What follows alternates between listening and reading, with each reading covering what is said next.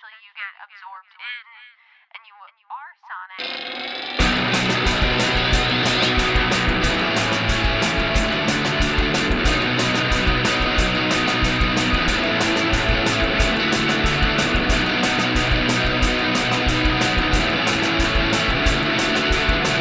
Hey everybody, and welcome back to No Repeat. It's a podcast where every week we pick 3 songs with no repeats and no do-overs to create a perfect playlist for every occasion that life throws at you.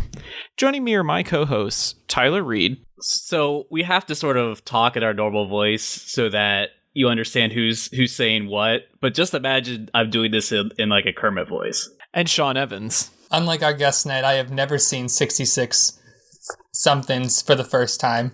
So more power to you, Terry. And our guest this evening is sculptor, puppeteer, artist, actor, Imagineer, Terri Hardin. Terri, thank you so much for joining us tonight.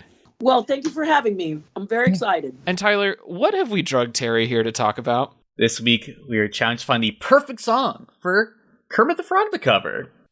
Oh, it's submitted by Super Deluxe Edition podcast pal Ivan Glasgow. And if you want to submit your own challenge, you can DM us, add us, No Repeat Pod, on Instagram or Twitter, or you can always send us an email, norepeatpod@gmail.com. Thanks so much.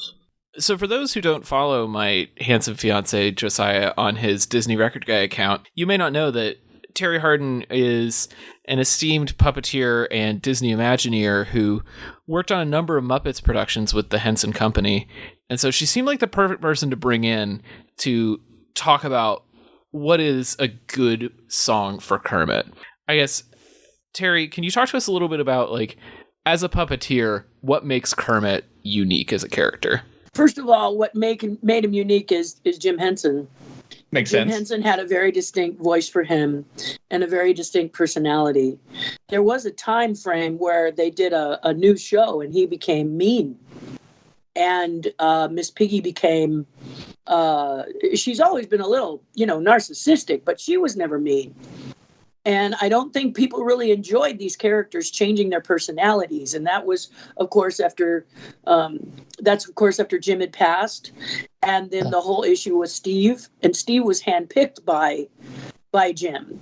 And so although Steve's voice wasn't maybe spot on, like some others who could have been spot on with Kermit, he had the endorsement of the actual creator to do it. So I think Kermit's compassion, sweetness, kindness, is what makes him really special. His jolliness, kind of inward jolliness, left turn, right frog.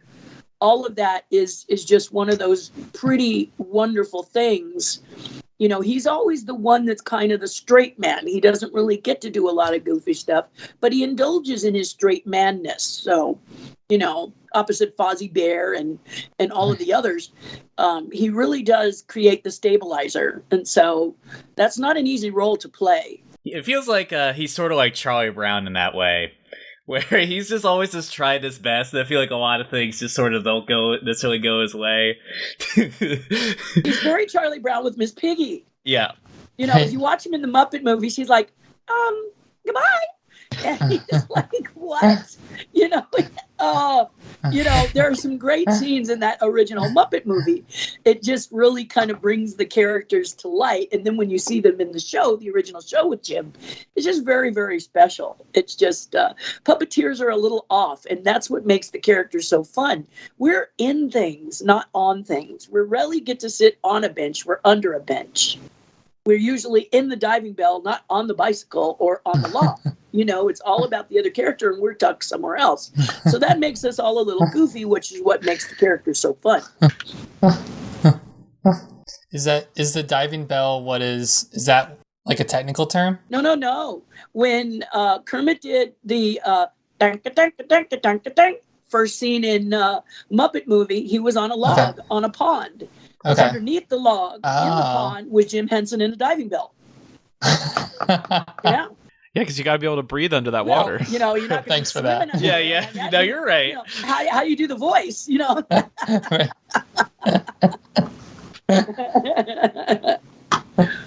So that's what I'm talking about. They put you in places you just never expect, and you just get a little goofy. I think the best part about puppeteering is that I do feel like since you aren't seen at all, like you're saying, I feel like you get to fully be yourself or sort of fully indulge in the character. And I feel like it's a little bit different, like if you're physically acting on a stage or whatever, so I feel like, yeah, that makes a lot of sense that you feel like you get to sort of play up the character even more, be more engaged in what you're trying to do with them. And for many people, the camera isn't on them, it's on the puppet. Yeah. Most of the time a person can be seen, but the puppet, the puppet can just, once he's more interesting or she's more interesting, the character, they never look at you. It doesn't matter how odd or strange or shy or scared you are. They're not looking at you. They look at the puppet character. Yeah. Yeah, that's the one that's fun and dynamic and sometimes racist, sometimes silly, sometimes goofy. I'm serious. The puppets have a freedom that no one else has. People can't do what puppets do.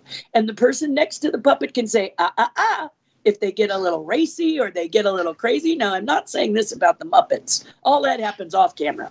Right. But that crazy racy stuff, there's all kinds of goofy stuff that happens between, and sometimes people don't understand them. Disney is one of the companies that did not understand these puppet characters, and in many cases, I still don't think they understand them. So let's talk about our collective exposure. We have a range of ages on the show, and the Muppets have been in different incarnations, like you said, over the years. What was your first exposure to the Muppets? Was it professionally? Was it as a viewer? How did you come across them? Myself, it was the Muppet movie. I was called to come and work on it.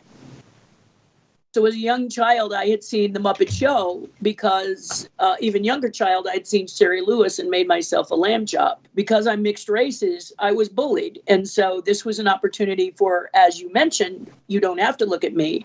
You look at my character. So it took the spotlight off of this unusual what's this of a girl. Instead of people saying, what are you? They just looked at the puppet character and didn't care. They just thought the character was a lot of fun. So I started out, I built a lamb chop to talk to when I was a little girl and I was bullied. And then later I built a dog.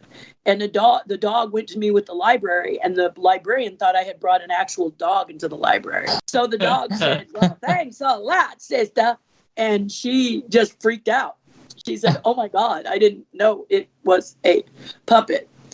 And anytime I couldn't get through to people, I would take Ralph because Ralph was very direct. And so I had a boyfriend who just would not break up with me, so Ralph took care of it. So puppets are magical. They can do just about anything, and they're very, very special creatures. So when you went in for the Muppet movie, what was that experience like? Well, basically, they just grabbed schools to do the final rainbow scene. So we got to get sightings of Jim Henson, like one might get sightings of Walt Disney, but it was still really magical and fun being with everybody singing that final sequence. And then years later, I was doing a commercial for McDonald's with these little characters called Chicken McNuggets. And they flew me I built the Chicken McNuggets, and then they flew me to New York to perform them with two other puppeteers. So afterwards, the lead puppeteer said, who wants to go to the opera? And I didn't even know what the opera was, but you've seen those sequences where everyone's in a line and all the other people step back and you are there stepping forward. So there I was alone forward. And my friend said, oh, you want to go? And I was like, not really. And he said, oh, please, oh, please, oh, please. La Boheme is playing at the Met. Please go. And it was like $80, which was a lot of my check at the time. And I was like, well, what's in it for me? And he goes, well, what do you want? And I said, I want to go meet Jim Henson, and I want him to show me the shop because I don't know how they make Miss Piggy, and I don't know how they make Bunsen. Bunsen Honeydew. So I want to know how they do those characters. And he said, so you want to meet Jim? And I said, not necessarily. I really want to meet the builders. And he's like, okay.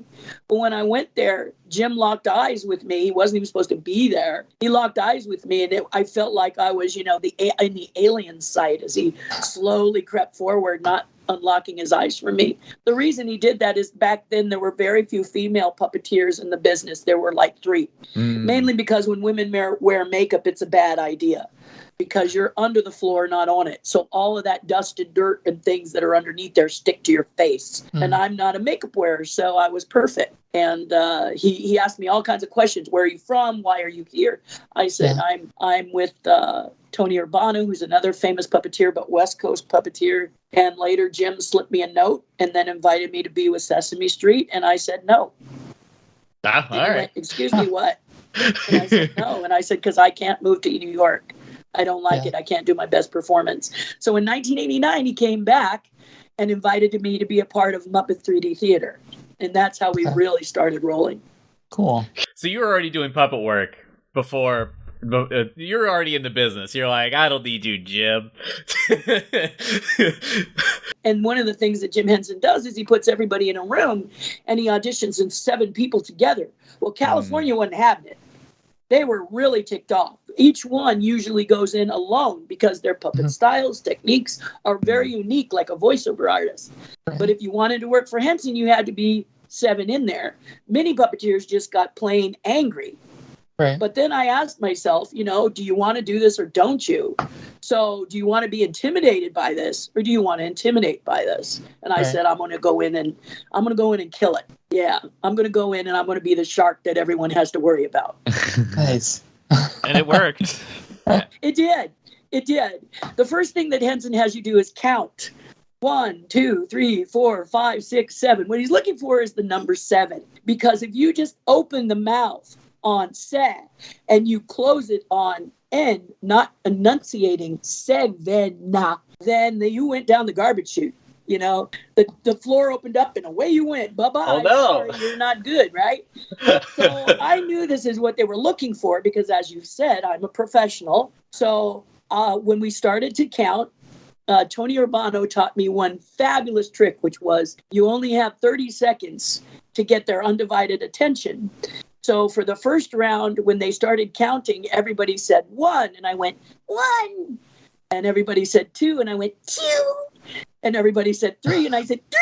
And Brian Henson got really angry. Jim wasn't there. And he said, stop.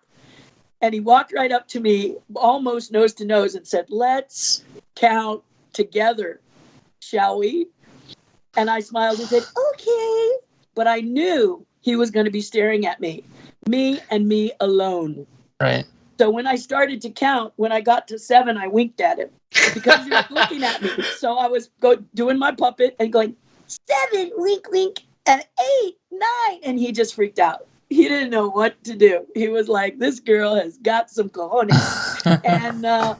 and there was a girl who didn't like me in there. And You'll need them. She was trying to give me all the bad vibes that she could. But then Brian said, okay, I'm going to test this. And I was the first to come up and do 60 seconds of riffing or, improv. So I did that. And then I went and sat down. And then Jim walked in the room.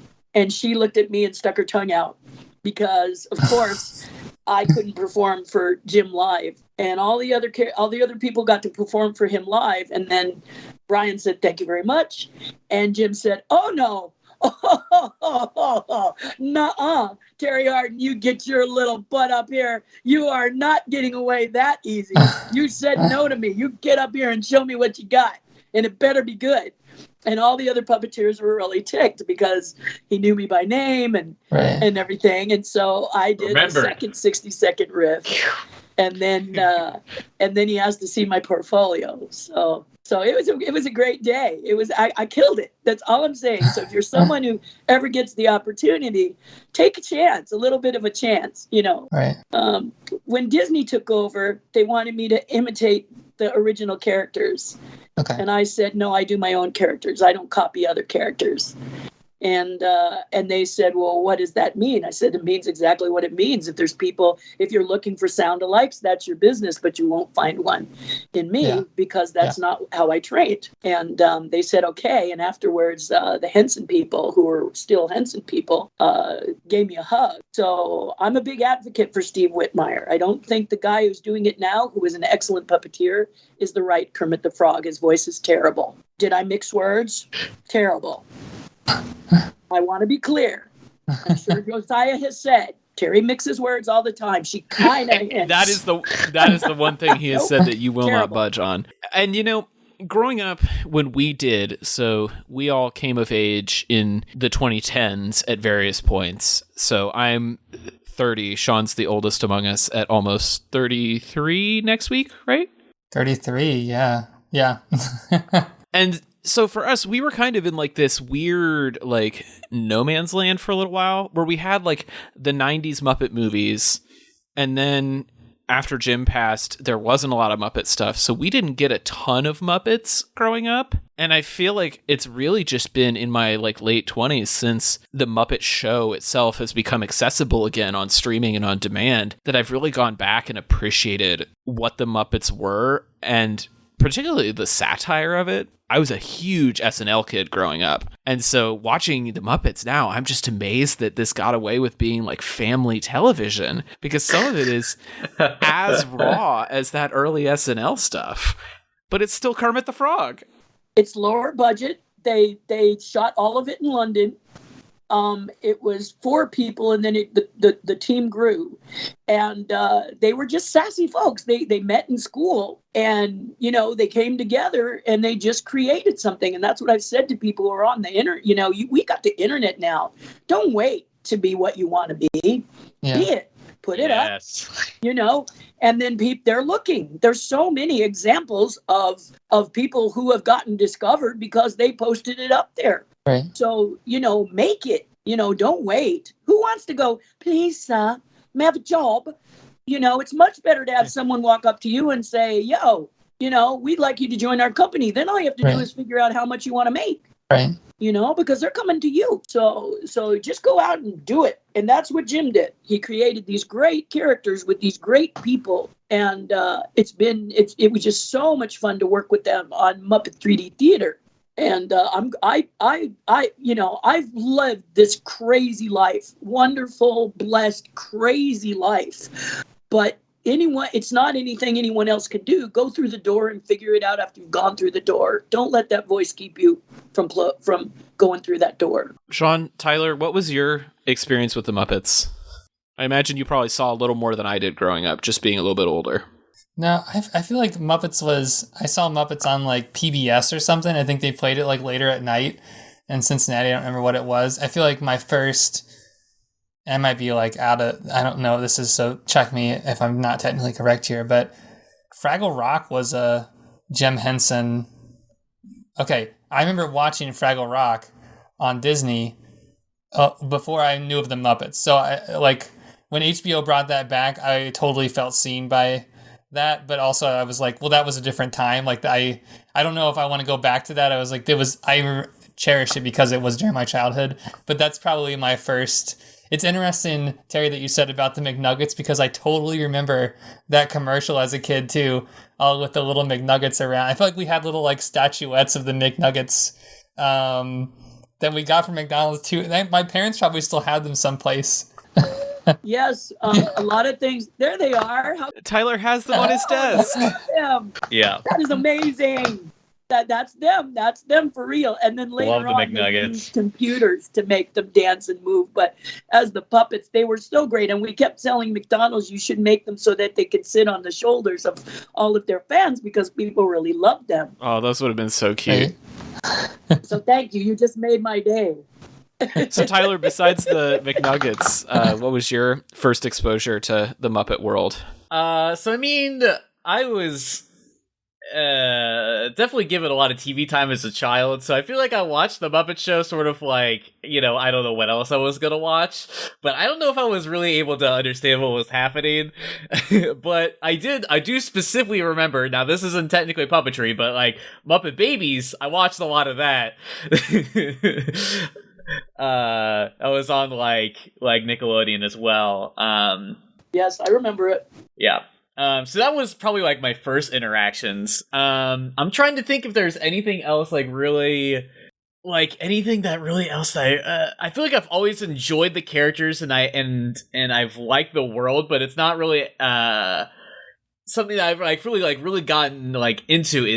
Like I feel like Christmas Carol is obviously like the best version of that story, right? Like you don't need to watch other versions. But there's something about the sort of like the sort of like the sweetness and like the tenderness of the Muppets that really sort of like I want to make sure I'm in the right mental state, because it's like I don't want it to be too cute or else it'll hurt me. Well, and I don't know if you guys might have been in the too cool for school stage, and Muppets might have been a little kidsy for you, but you might have discovered the movies. A lot of people would talk to you about Dark Crystal or Labyrinth or all of those films. A lot of them knew Jim Henson from there, and then kind of circled back around to the Muppets, or they realized the magic of the Muppets in Muppet 3D Theater when it finally went to the parks. So you're right, every different age level was introduced to it in a different way. Yeah, I think for me it was Muppets from Space along with Labyrinth and Dark Crystal, and Muppet Treasure Island would have been 96, so I would have been 4. Yeah. Oh yeah, Muppet Treasure Island, yeah. I think I watched that like a couple years ago with my wife. It was a pretty good time. It holds up. They do. When they're left to their own devices, it's a lot of fun, because puppeteers will give you these serendipitous moments that you're not prepared for. They just happen because, like I said before, we're crammed in places and under places, and so every once in a while something just comes out because either we're in pain or been down under the floor too long. So I want to circle back to Kermit specifically, since that's what the challenge was. And Terri, I know you've voiced a lot of your own characters, but I'm curious about your take on the Kermit voice, because it is so recognizable. What do you think it is that makes like the Kermit voice in particular, and like what makes a song suitable for that voice? Well, Jim had this warm, round sort of cinnamon roll voice. Where you have the drips of the cinnamon roll dripping with the warmth, and yet there was that, hello, and it went up, so you got this warmth at the base, but not falsetto at the top. Yeah. And it's a very, very unique voice. Even Steve Whitmire, handpicked by Jim, couldn't really nail it. But there are people out there that really can nail it. I mean, they really nail it. Whether or not they can puppeteer or not is another question. But the current puppeteer, he's just nowhere near it. There's just no, at least Steve had some of the faculties of it. He had some of the nuances of it. But this guy is just completely, I was like, what? I watched Haunted Mansion, Muppet Haunted Mansion, and I just couldn't get past that voice. It was really frustrating me, because there are so many people Disney has in their stable of actors that can do that voice better. And so I just really think you need to nail that voice. Some of the other voices you can play with, but it's like trying to give someone else Gonzo. No one does Gonzo like Dave Goelz, and no one ever will. A lot of people do Rolf the dog pretty well. Maybe they do Janice for sure, really.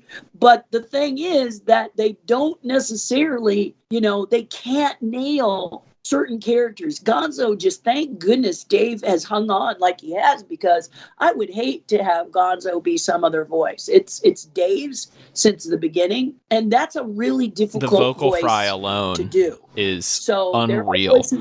Yeah. And the people have done, Fozzie, and people have even, Frank is no longer doing Miss Piggy. And there's a couple people that nail that. The other part of that is you have to be aware of the character. You can't have these characters do things that are uncharacteristic of the Muppets. They were sassy, they were sarcastic, but Fozzie never stole until the Disney one. Then Fozzie stole. And they wonder why people go, no, and turn the series off, because they're acting against type. It's like if you suddenly came on and you weren't acting like yourself, they would go, this is inauthentic. Right. And I think that was one of the challenges for us this week, trying to pick songs. And I'm very interested to hear your thoughts on our songs, because you want to pick a song that feels in character for Kermit, right? You want to pick something that feels like I could see him singing this on an episode of The Muppet Show. Like, they did a lot of covers, sometimes changing the words for parody and things. But then the other hard part is, like, you have to navigate the character, and then, like you said, you have to navigate that voice. And the thing with Kermit's voice, to me, has always been, like, Kermit has range, but he doesn't have, like, Beyonce range. Right. No. You know, he has, like, his sweet spot and then, like, his high notes and nothing in between.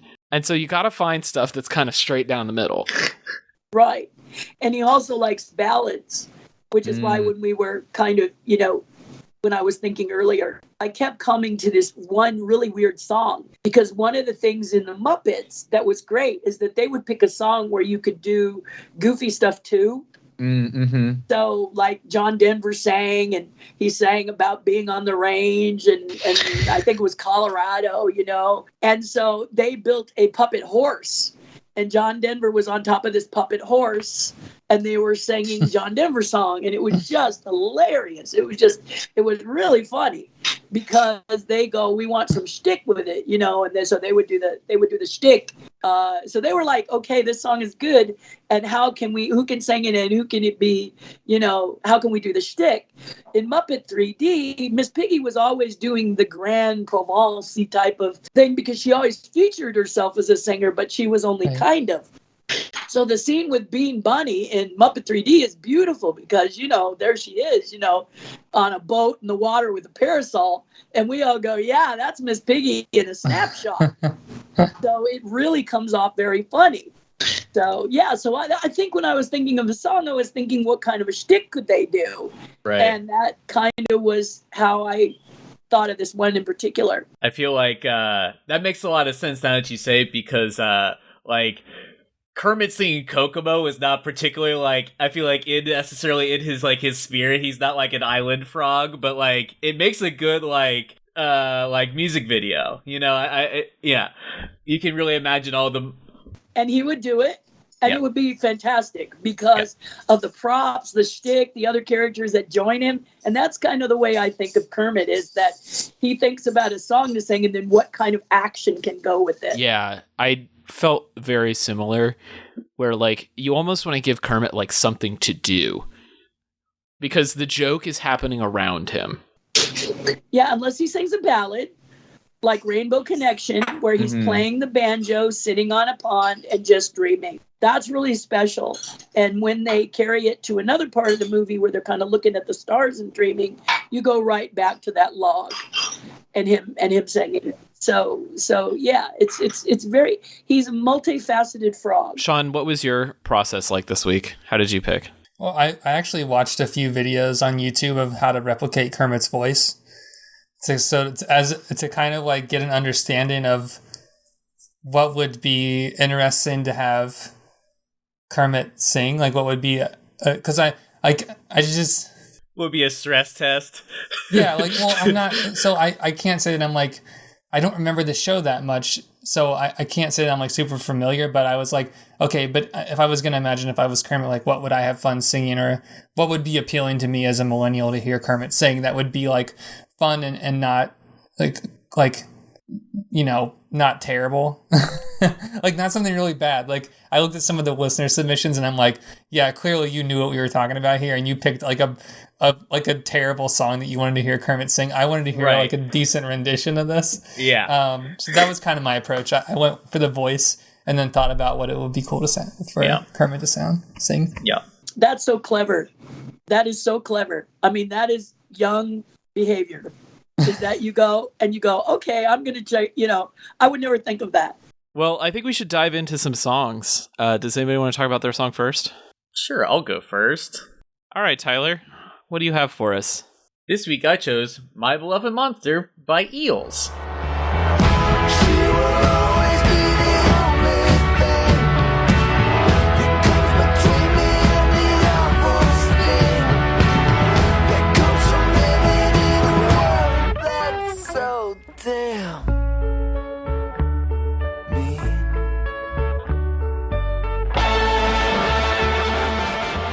So I think the two things that were important to me when I was choosing my Kermit song was that I feel like it's got to be in his range. You know, I feel like Kermit doesn't.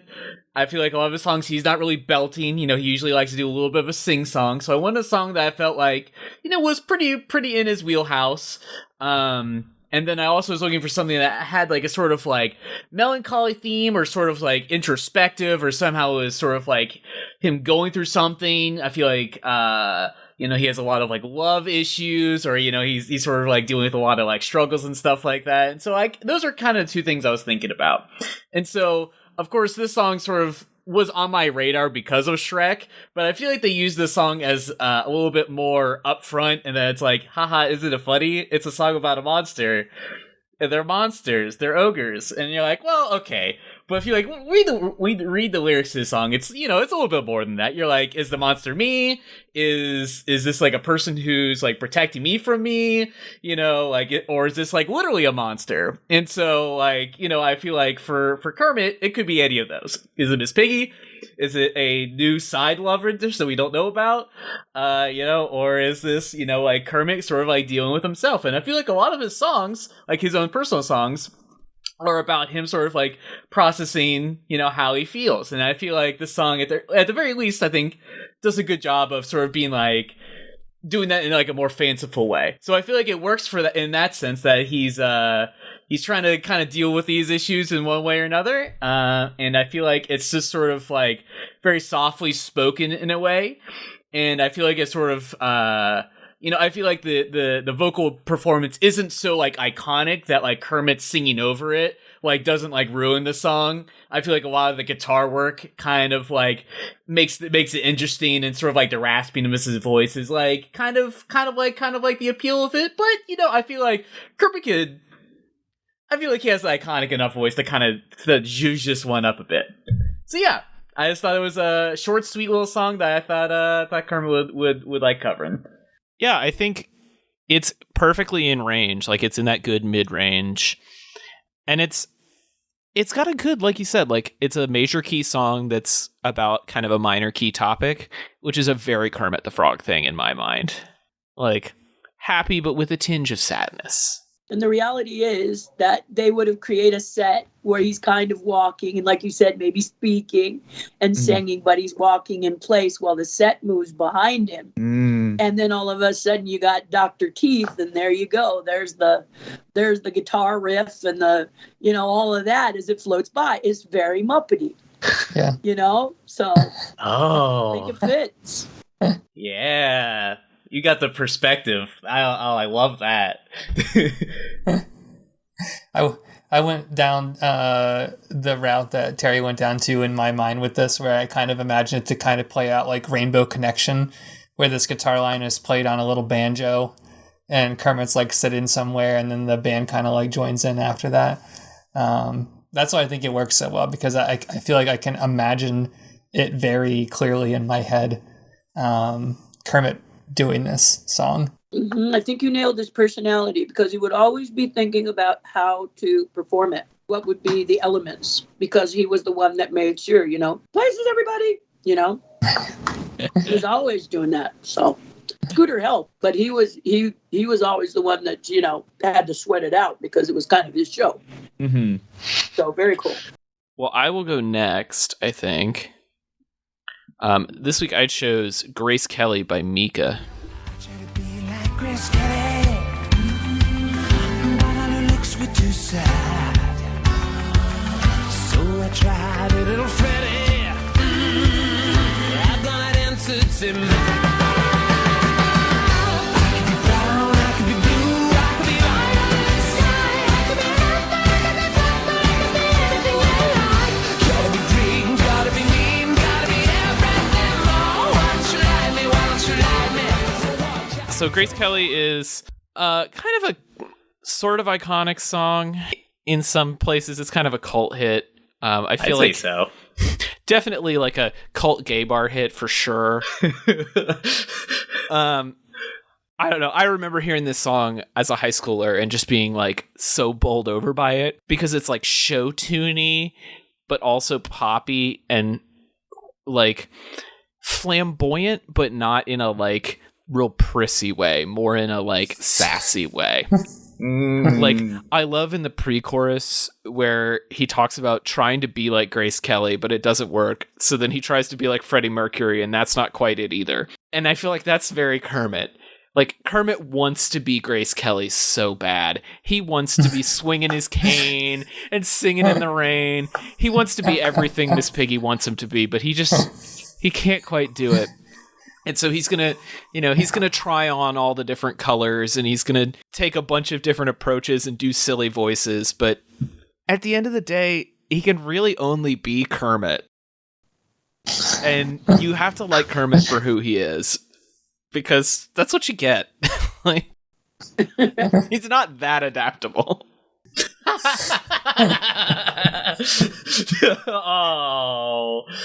Be a very interesting experience for Kermit to be like, okay, he's singing the song and he's trying all of that, and then all of a sudden he realizes that he's got to be happy with who he is, which is Kermit the Frog. Right. I'm imagining him like rifling through a wardrobe, like trying on a bunch of different shirts or something. Lots of flailing arms going on. A lot of props that aren't anchored down, falling. Yes. They really got to nail those props down. They just get. Oh, I totally feel like this song lends itself to Kermit doing a montage of things, like all kinds of stuff, and Maybe Fozzie Bear in the corner with the "What the heck are you doing?" face. right. Trying to talk some sense into him. Yeah, I mean, well, not even saying anything, just wondering if his friend has gone a little mad. Right.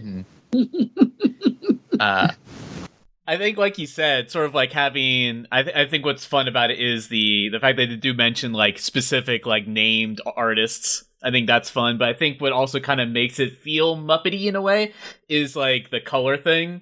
He's trying to be all these different colors, and I feel like it is like in a sense like primary. It feels like all ages in that way. Like I don't want to say like it feels kid like. It feels like whimsical. I feel like it's very easy to sort of mix those up. You're like, oh, well, you're like.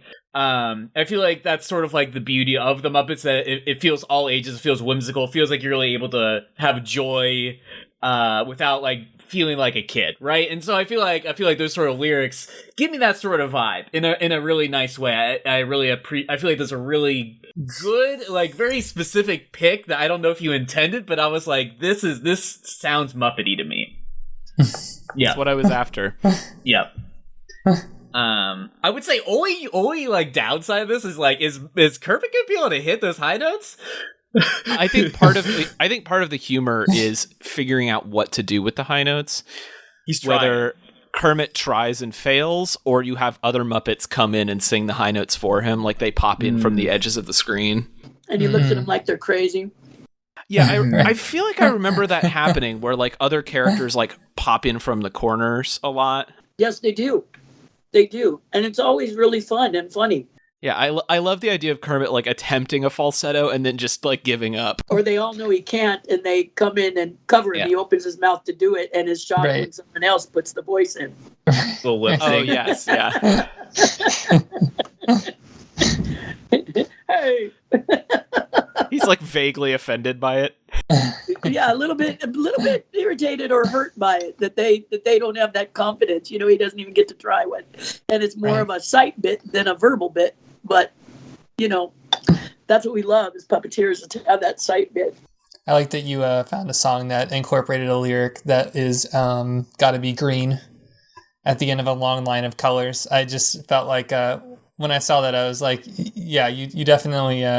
I see what you're going for, and you did it right. I feel like it was all home runs this week. Well, only your listeners know for sure. That's true. Their suggestions were much different from ours, so maybe we'll see.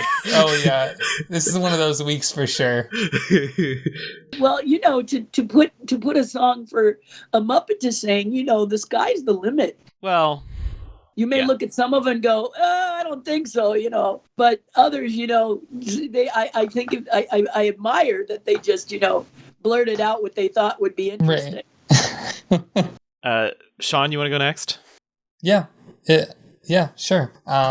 So this week for my song, I chose Hey Ya by Outkast. Don't try to fight the feeling, 'cause the thought alone is killing me right now.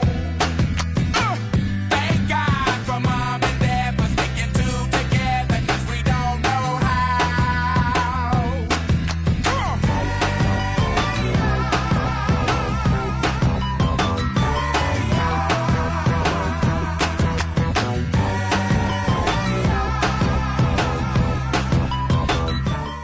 So kind of in hindsight of picking this, I just want to talk about some now conscious but maybe unconscious things of picking it. But I didn't realize until we were actually recording this that most of the scenery is green.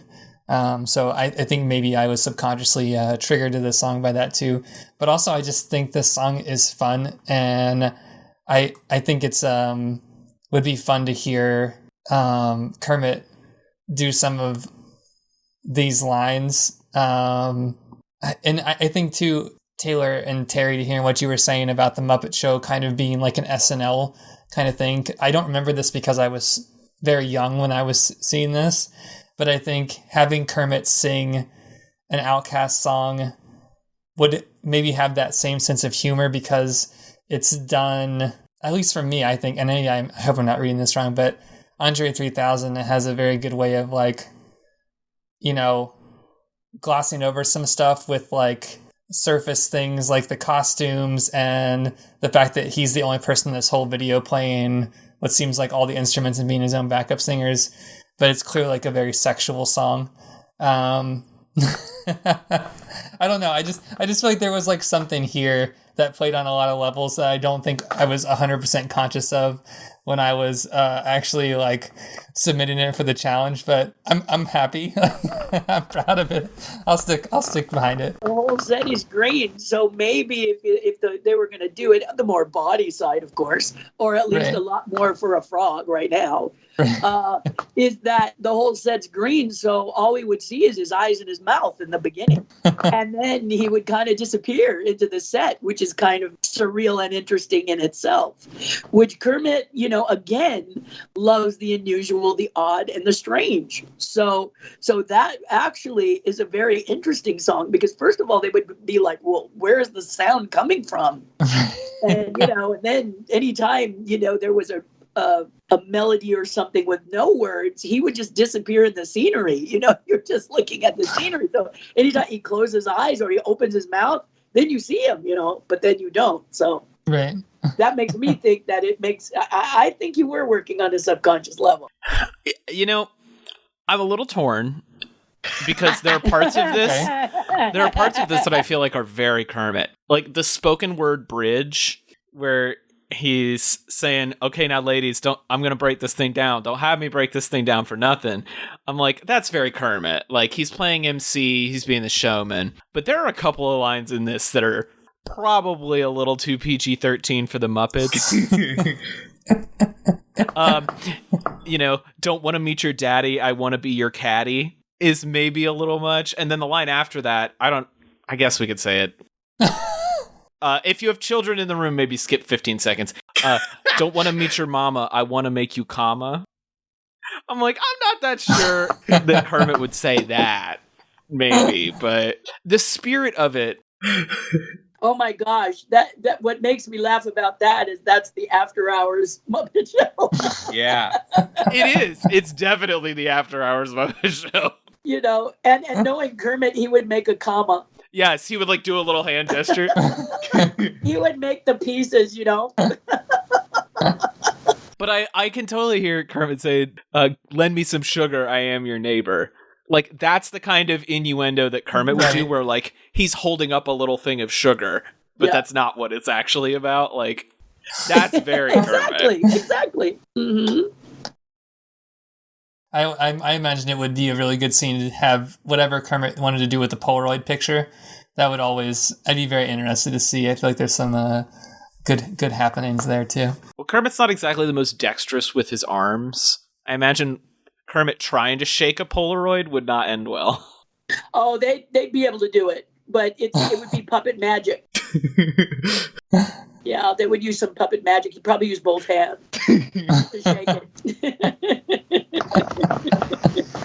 My only real thought was like, well, this feels like a really, like, some parts of this are pretty fast. Like, he's gotta have a pretty good tempo. But I mean, he kept pace with Once in a Lifetime, which is like, probably not the easiest song to sing. So, I feel like what kind of happens when you kind of have to start like having like a little bit of a quicker tempo with the song is that you kind of you got to make some sacrifices in sort of like the tone. And I feel like a slower, more like spoken word song, you really get to hear, like, you can sort of like make it more theatrical.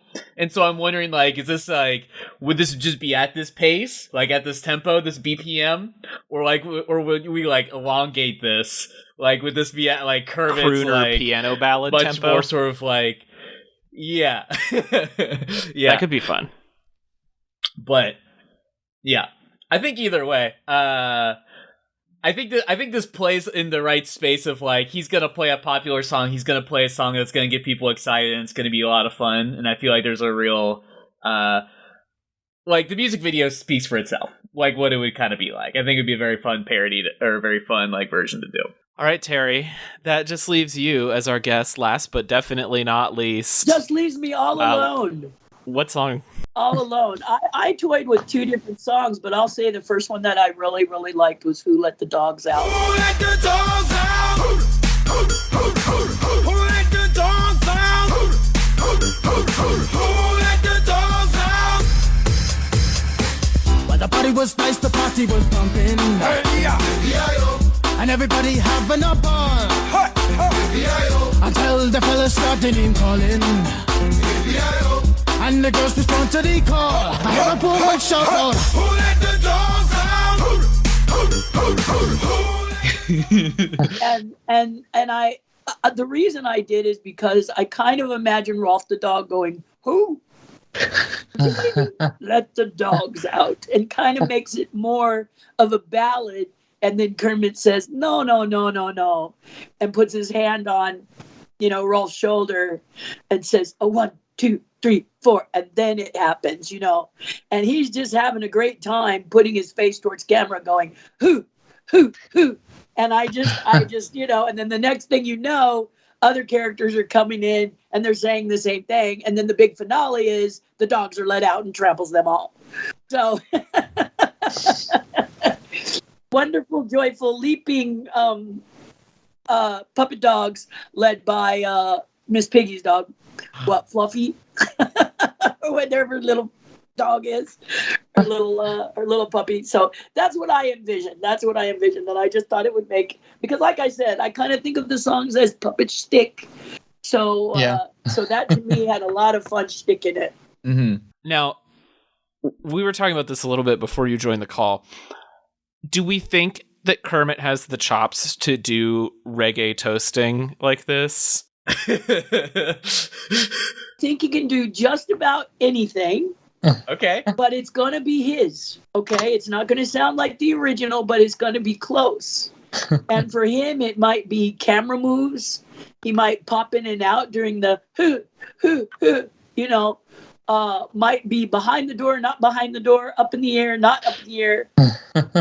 I really think, the shtick lends itself. So that's why I thought about that one. I thought that because I just thought it would be a lot of fun. I think it would be great fun to perform, and I think it'd be a great fun to be a part of. So I think he can do it. I feel like my only like technical criticism with this song is just that, like, growing up, it was just everywhere all the time, and I heard it a lot. And I feel like it was such a moment for so long, and at this point, I'm just like, I'm good on let the dogs out for a while, but you listen to it again, you listen to it, you're like, let me listen to understand, because I feel like sometimes you listen to stuff on the radio and you're not fully listening. You're not listening with your whole heart.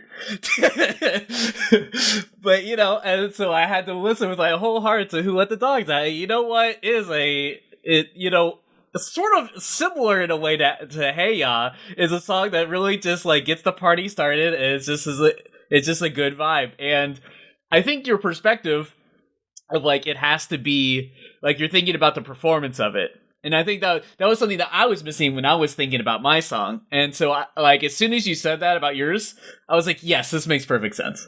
Of course it does. Of course, this is exactly what would happen in a Muppet Show performance. The energy of it would be a lot of fun because they would Right. say, okay, this is really kind of out there. This is really very different. And how would Kermit do it, you know? Right. And I just think it's something that he would say, this gives us the opportunity to really, you know, do something crazy and wild. And Right. every once in a while in the Muppet Show, they love to do these crazy, wild things, you know. And so I really, really think that, you know, maybe the dogs are running through, an animal has joined them. They're like, Right. you know, what the, you know. So they always like to do those little things where it made you look, you know. So that's the angle that I came from, and it just kept popping in my head. I thought of others, and then it just kept popping in my head. Like I said, it was like Kermit saying, "Come on, I can do this. Don't judge me." I love that. Sean, did you have a note before I talk for way too long about Who Let the Dogs Out? Oh. No, Terry, I love what you said there. I totally agree with you. I think that when I think about this song, I equate it with the music video and how bright and colorful it is and how much fun this song is, and the fact that there's like so much kind of Muppety things that happen in the video itself, where there is like one part where one of the members of the band like runs up on a porch, or a dog runs up on a porch and it comes out near the side, and it's like him as a member of the band, like he had like transformed.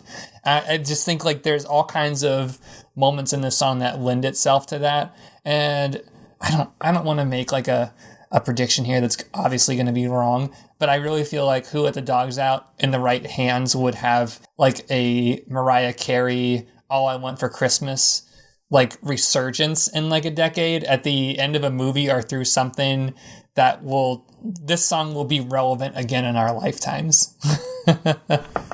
Well, so it's funny you say that, because, you know, I want to echo everything that's been said about how fun this would be as a Muppet sketch, but I also have a special attachment to this song because it was featured on an episode of the podcast 99% Invisible, which we'll link in the notes for the listeners, where they talk about the origin of this song, and it is wild. The gist of it is that no one knows who actually came up with the hook for Who Let the Dogs Out. The prevailing theory is that it was a hairdresser in London who heard a reggae song and misunderstood it, and then someone wrote a verse to that, and then it became a popular song, and then the Baha Men reluctantly covered it as a popular song, and it became even more popular. But I think my favorite thing about this song is, like, throughout all of that, the twists and turns that it took, it ends up being this, like, catchy party anthem that's also, like, a feminist, like, call for men to behave better. Because when they're saying Who Let the Dogs Out, they're really saying, like, who let all of these awful men in here who are harassing the women? Like, that's what the verses say. Let's go. And I feel like that is another great example of, like, you know, the Muppets would just do that because nobody pays attention to the verses of Who Lets the Dogs Out. But they always had this kind of, like, subversively, like, progressive agenda where, like, they weren't out there saying gay rights in the mid-70s, but they were implying it. And I think that's such a great energy of the Muppets, is, like, this radical positivity that's, like, cloaked in sarcasm. Plus, I like that too. anything else for Rolf the dog to do. Rolf's my favorite, so give Rolf all the parts. Or alongside Kermit. Just Kermit needs a break from Fozzie Bear. Yes.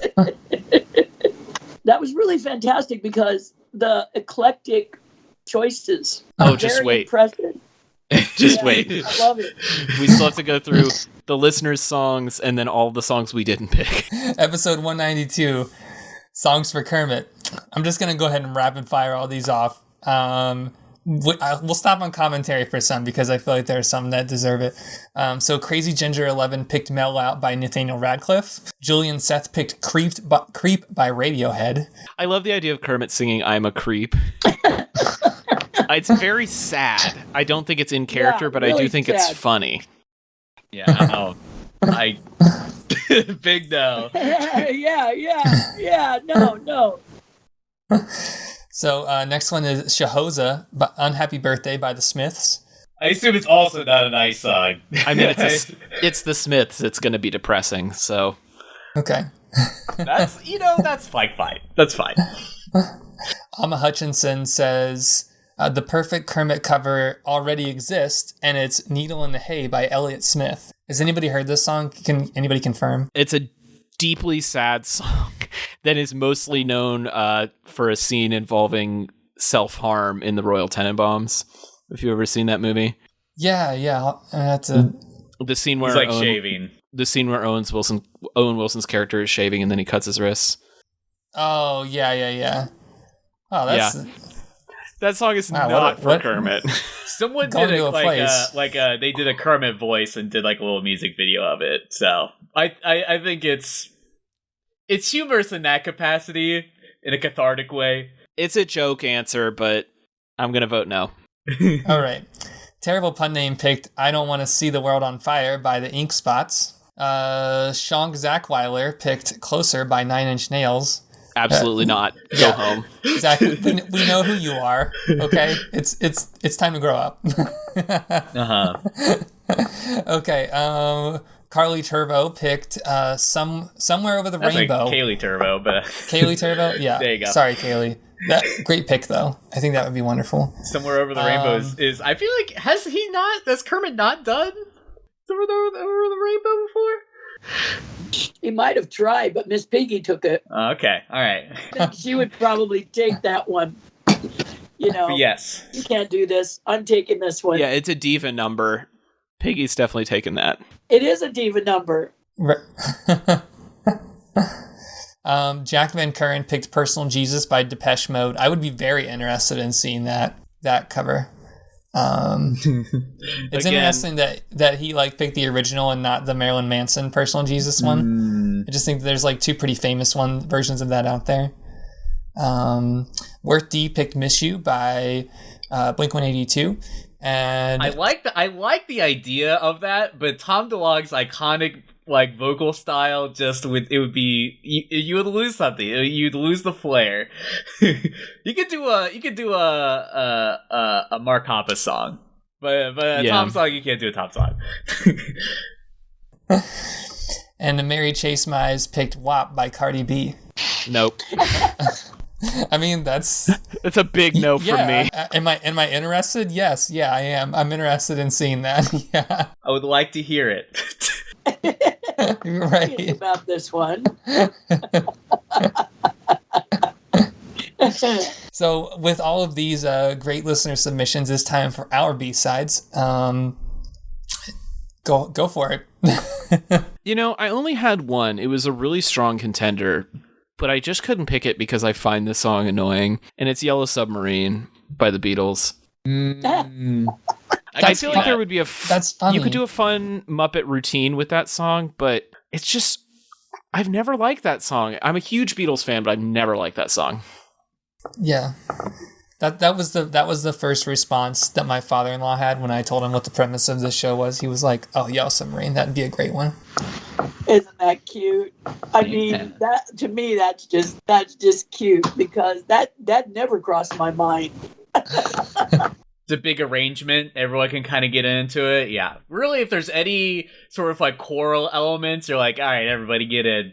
The only way I will support that happening is if they bring Ringo in to sing it with him. Yeah. Oh, that would be adorable. Ringo.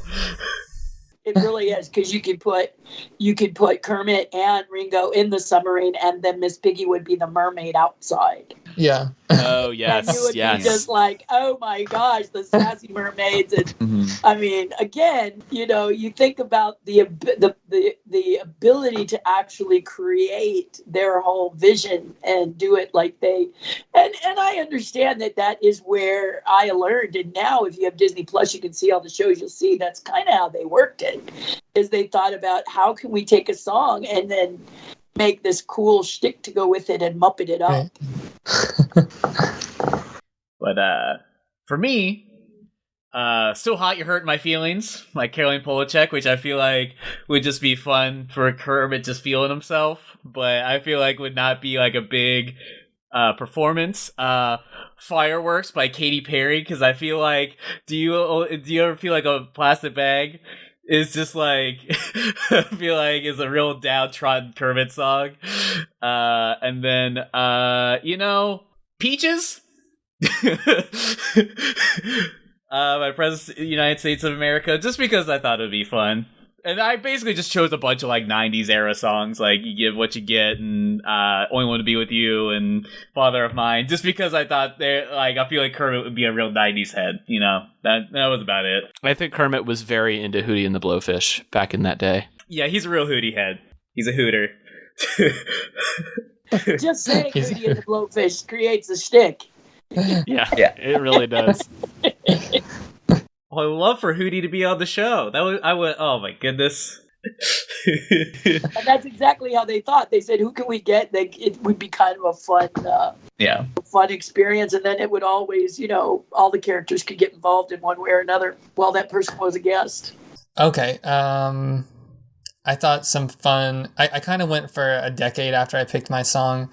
So I thought that Down Under by Men at Work would be a really good song for Kermit to sing. As in, I come from the land down under? Yeah. Oh, that would be a fun one to do. Yeah. Lots of costumes in that one. Right. Well, not only that, but underneath, so you have the land maybe splitting, and then, or maybe it's at the top and he's upside down, and then or he's flipped right side up, and then it flips, and then everybody's on the other side. So it's great. It's good. I mean, Jim would love that one. I had Take Me On by Aha. I like the animation in the video with the human performer. It's kind of cool. And then probably my low-hanging fruit would be We're Not Gonna Take It by Twisted Sister. I just feel like there's like so many good avenues there to be fun and playful. And I just went a lot on video culture this week, probably. That sounds like a Beaker song. I was going to say, that's like a Beaker or maybe like an Animal song. It's definitely... An Animal really did that song. It's definitely a Muppet song, though. It definitely is. It definitely is. Terry, did you have any others that you thought might have worked? The other song that I was playing with is Michael Jackson's Black and White. And when I first thought about it, I thought it would be green and pink, but I really don't think that's what they would do. I think they would actually do a black and white shtick, and it would cross over. So maybe have the stage switched, split in such a way that he would cross over into the black and white and cross out into the color. And then in some cases be divided by both, because I really love this one where Kermit did, and I think it was black and white, where he played this detective in the fedora.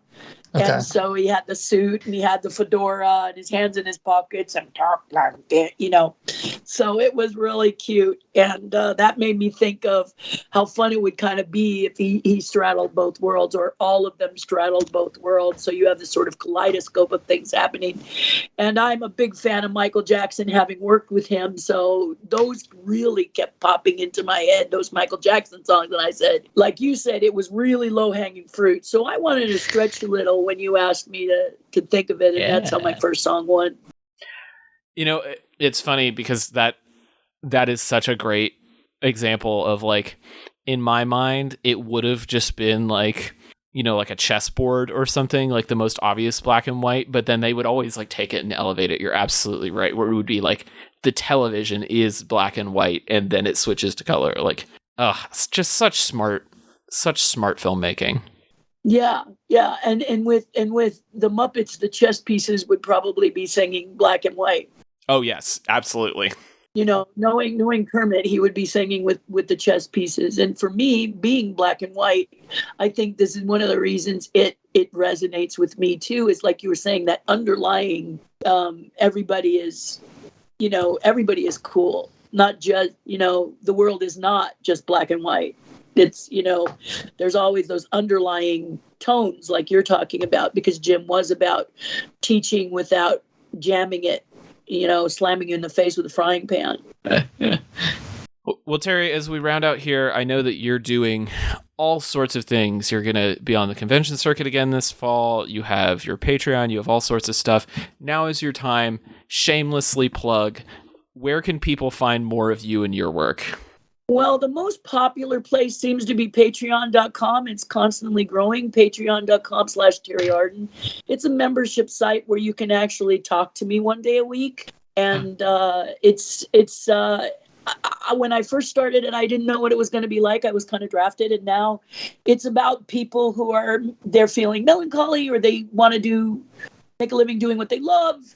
You can find me on terrihardin.com, even though the website is under construction. It's there, then it's not. Just don't give up. And I broadcast on YouTube every Monday and Friday. Fridays and Ask Me Anything. Just, put in the search Terri Hardin, and everything will pop up a lot. But if you really want to have fun, step back and just Google me, and then you'll really be frightened. She's done it all, y'all. Oh, well, thank you. We've loved having you. Yeah, thank you. Yeah, I totally agree. It's been a joy. Tyler, what about you and your work? Where can they find it? Hey everybody, you can find my design illustration work at rudepets.club, and as always, you can find me on the socials as Rude Pets Club on Instagram and Twitter. Sean, what about you? You want to talk? You want to just see my really crappy photography? You can find me on Instagram at TellySean. And you can find me on the socials at TC Olmstead. You can find my lovely spouse on at Disney Record Guy on all the things. He has a great interview series with Terry. He also has a lot of other fantastic history content around Disney and theme parks that you should check out. And we'll be back here next week with another episode of No Repeat.